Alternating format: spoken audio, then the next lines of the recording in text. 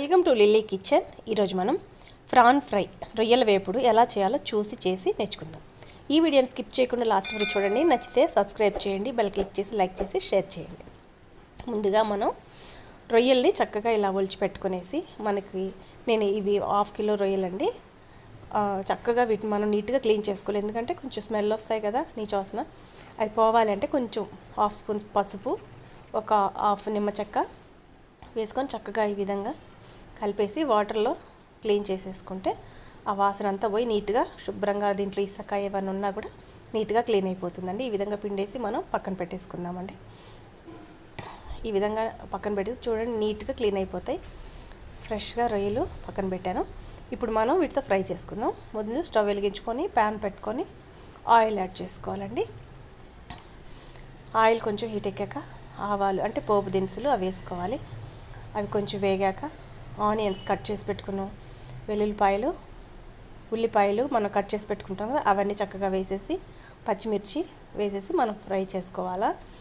ఈ ఎర్రగడ్డలు అంటే వెల్లుల్లిపాయలు, ఉల్లిపాయలు ఏవైనా మనకి ఆయిల్లో తొందరగా ఫ్రై అవ్వాలంటే కొంచెం సాల్ట్ యాడ్ చేసుకుంటే తొందరగా మగ్గిపోతాయి.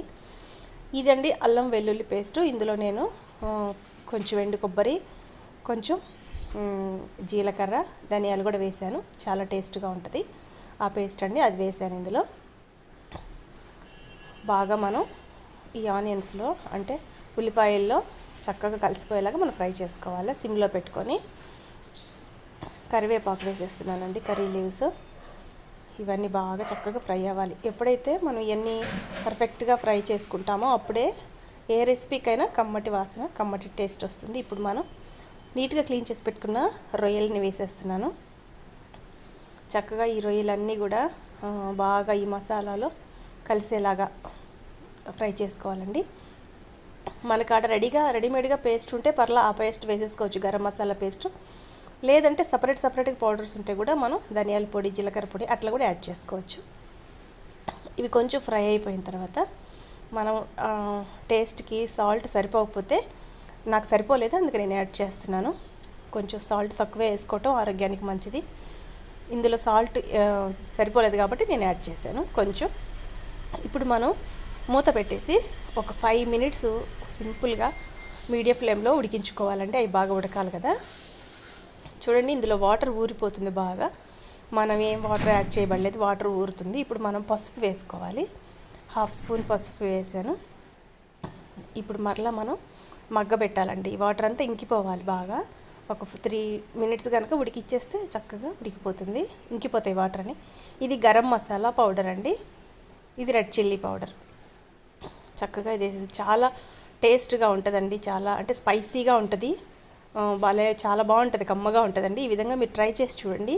ఈ విధంగా ఈ కారము, ధనియాల పొడి, ఇవన్నీ గరం మసాలా పొడి ఇవన్నీ చక్కగా ఈ రొయ్యలకి బాగా పట్టాలి. బాగా ఈ విధంగా మగ్గిపోయాక చూడండి, ఆయిల్ ఇట్లా పైకి వస్తుంది కదా. ఒక 2 మినిట్స్ మనం మూత పెట్టేసుకొని, లేదంటే ఒక 5 మినిట్స్, వాటర్ ఎక్కువ ఉంటే ఒక 5 మినిట్స్, లేదంటే 2 మినిట్స్, మనం రెసిపీని బట్టి. చూడండి, గుమ్మగుమ్మలాడే రొయ్యల వేపుడు చాలా టేస్టీ, క్రిస్పీ, స్పైసీ, ఇంకేం చెప్పుకోవాలంటే అన్నీ చెప్పుకోవచ్చు అనమాట. అంత కమ్మగా ఉంటుంది. మీరు ట్రై చేసి చూడండి. నేను ఇప్పుడు కొత్తిమీర వేస్తున్నాను. కొత్తిమీర కూడా మంచి ఫ్లేవర్ ఇస్తుంది. లాస్ట్లో మనం కొత్తిమీర వేసుకుంటాం కదా ప్రతి రెసిపీలో. అంతేనండి, రెడీ అయిపోయింది. ఇప్పుడు మనం ఒక 2 మినిట్స్ ఈ విధంగా ఈ కొత్తిమీర కూడా వేగిన తర్వాత చక్కగా మనం బౌల్లోకి తీసేసుకుందాము. ఇంకా వేడి అన్నంలో మనం హ్యాపీగా తినేసేయచ్చు. చాలా బాగుంటుంది, మీరు ట్రై చేయండి. ఈ వీడియో కనుక మీకు నచ్చినట్టయితే లైక్ చేయండి, షేర్ చేయండి, సబ్స్క్రైబ్ చేయండి. ఇది పరోటాల్లో కానీ చక్కగా వేడన్నంలో కానీ చాలా బాగుంటుందండి, రసంలో కానీ మీరు ట్రై చేయండి. మీరు ఖచ్చితంగా ట్రై చేసి ఏ విధంగా వచ్చిందో నాకు కామెంట్ రూపంలో తెలియపరచండి.